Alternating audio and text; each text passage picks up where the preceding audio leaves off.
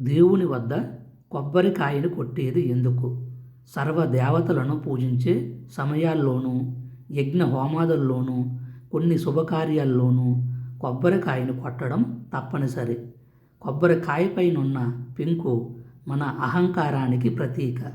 ఎప్పుడైతే కొబ్బరికాయను స్వామి ముందు కొడతామో మనం మన అహంకారాన్ని వీడనాడుతున్నామని, లోపలున్న తెల్లని కొబ్బరిలా మన మనసును సంపూర్ణంగా స్వామి ముందు పరిచామని, తద్వారా నిర్మలమైన కొబ్బరి నీరులా తమ జీవితాలని ఉంచమని అర్థం.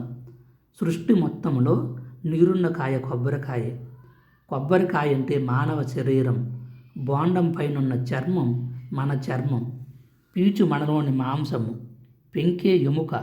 కొబ్బరే ధాతువు.